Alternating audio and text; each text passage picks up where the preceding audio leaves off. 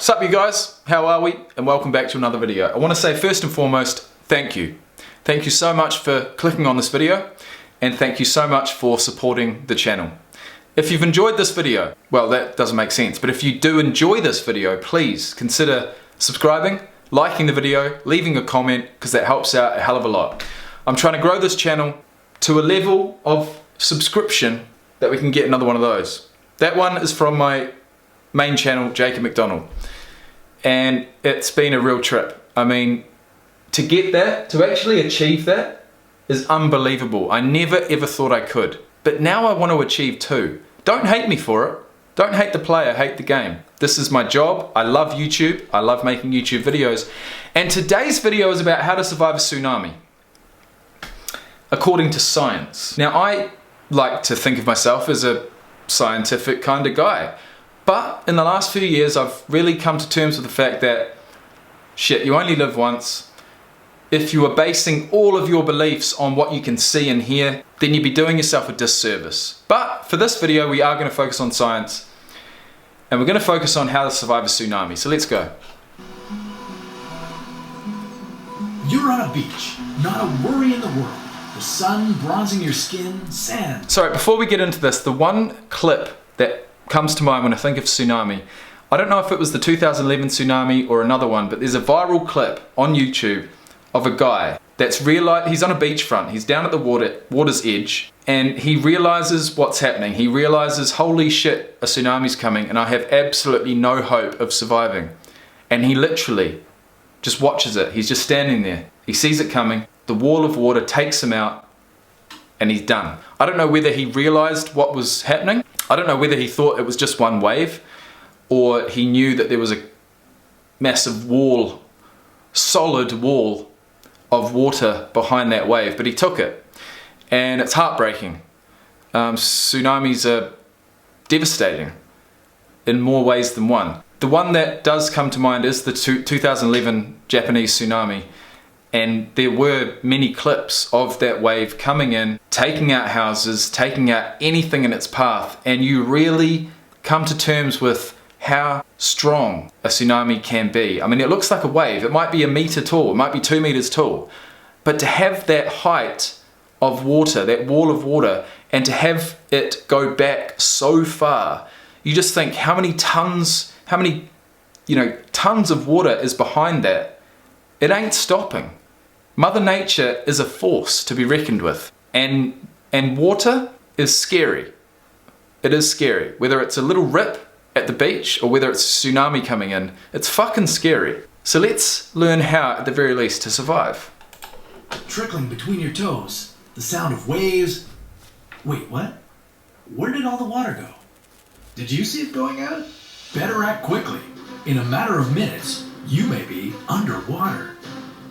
Here's how to survive a tsunami, according to science. Tsunamis are triggered by intense underwater activity, usually an earthquake or an underwater volcanic eruption. These events displace huge volumes of water, pushing it up from the ocean's floor to its surface. But when gravity pulls it back down, all this built-up energy is released outwards, forming deadly waves that grow stronger as they ripple across the ocean. Now, I will say that recently there were, I think, 3 earthquakes between the magnitude of about 7.5 and 8.5, which are extreme earthquakes, but they happened about 1,000 kilometers off the coast of New Zealand. And I'm from a place called Christchurch, and we've had our fair share of earthquakes, but none of them have been close or out to sea, luckily, and close enough to land to form a meaningful tsunami. But there was a 60 centimeter tsunami formed due to those earthquakes that's just happened recently off the coast of New Caledonia, I'm led to believe. And there was a 60 centimeter tsunami that hit New Caledonia. And if you just think 60 centimeters, it doesn't sound like much, does it? But when that 60 centimeter rise in water level goes back, as far as the eye can see, that is a lot of weight. It's a huge amount of water behind it, right? So you'd be surprised what 60 centimeters can actually overcome. And that's just a little bit of info for you. A tsunami's waves can be 100 kilometers long and sometimes taller than 30 meters. They can travel across whole oceans, moving at the speed of a jet airplane. So with such speed, strength, and stamina, how does anyone stand a chance? Even in a tsunami hazard zone, you can still survive if you know what to do. The first step to survival is to be able to identify the early signs of a tsunami. See all that water going out? That's the first sign of danger, isn't it? The Pacific Ocean is home to volatile tectonic activity, which explains why 75% of the world's volcanic eruptions and 90% of the world's earthquakes occur in the Pacific. These geological disturbances are the reason why 85... Imagine, I mean that's clearly computer generated images, but can you imagine, 60 centimeters is enough, but that looks like it's about, geez, I'm going to say 100 feet, 200 feet, and that would literally wipe out the whole of New Zealand. A 200-foot tsunami wave on one side of New Zealand would literally travel the whole entire width of the country to the other side. It'd wipe out absolutely everything in its path. I don't know if it's possible, but in the movies it is. 5% of all tsunamis happen in the Pacific Ocean. In most cases, an earthquake comes before a tsunami. So if you're near the coast and you experience an earthquake, protect yourself from that first. But once the shaking stops, move to higher ground as quickly as possible. Right. The beach will grow bigger. Run the other way. An early sign of an impending tsunami is that the water along the coast will recede. It pulls back and exposes the sea floor. Do not go to the beach to investigate. You'll only be putting yourself at risk for when the water surges back. Instead, head in the opposite direction. Try to get as far as 3.5 kilometers from the ocean, or 30 meters above sea level to ensure your safety. 3.5 Ks. Get to the highest elevation possible. Tsunamis travel quickly, and you may not have enough time to clear the hazard zone.